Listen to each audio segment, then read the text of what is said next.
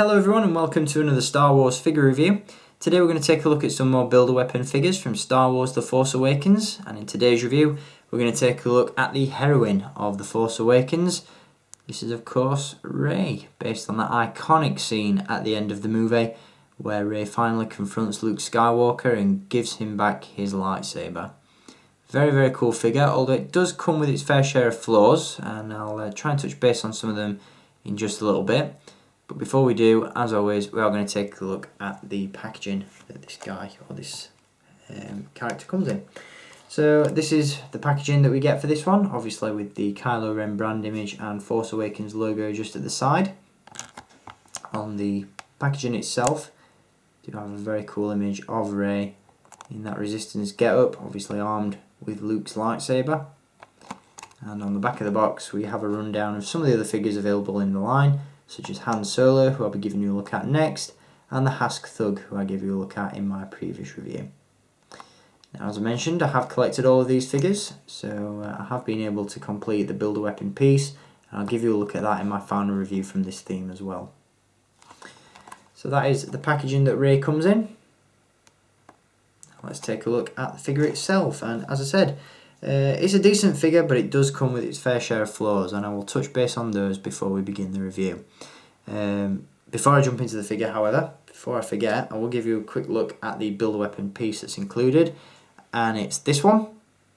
Quite an underwhelming piece. It's an attachment for the backpack that I gave you a look at in my Hask Thug review, but it does come with a staff, which is obviously kind of relatable to the character of Rey.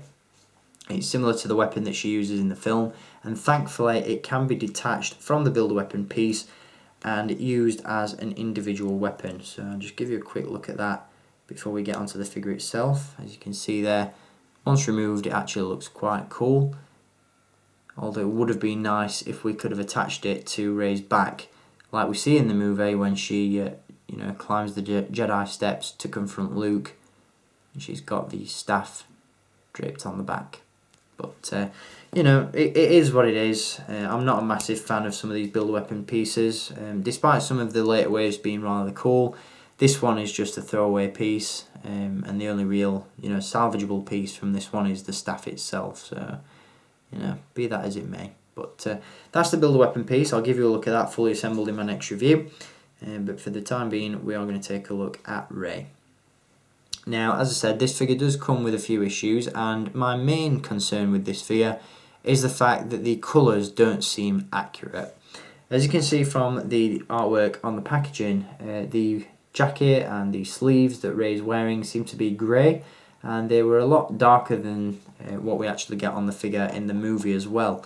As you can see with the figure itself, the outfit is more of a tan colour, and I don't know, it just doesn't quite capture the look that Rey had at the end of the movie. It doesn't quite look like the same costume, so a little bit of an issue there with the colour palette, but in terms of sculpt and overall detail, this is a phenomenal figure. Nothing that a simple repaint can't fix, but it would have been nice if Hasbro had got that right the first time. Maybe it's just me being too picky, but I don't know, there's just something a little bit off about the colour. In terms of the rest of the figure though, the sculpt is fantastic, and I've got to say this is probably one of my favourite Rey figures released so far. I really like the waistcoat that she's wearing. You've got this really nice padded effect on the shoulders, which looks really, really cool.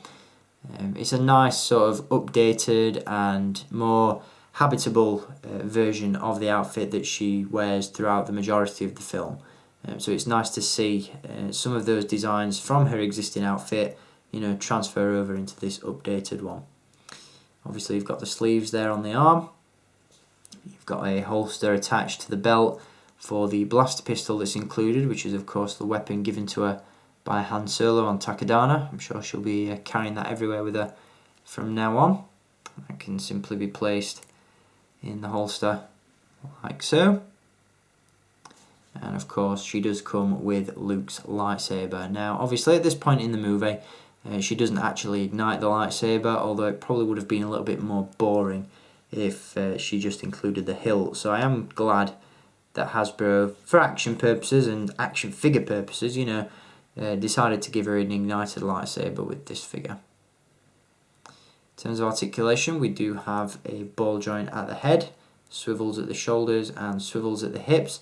And I'm a big fan of the head sculpt on this figure. Again, going back to what I said about this being one of my favourite Rey figures so far, part of that lies within the head sculpt, as I think it's probably the best one that Hasbro have done. It, nicely captures the likeness of Daisy Ridley, and I'll tell you this much, despite being only 3 3/4 inches in scale, it vastly surpasses the 6-inch version from the Black Series. It's just that much better.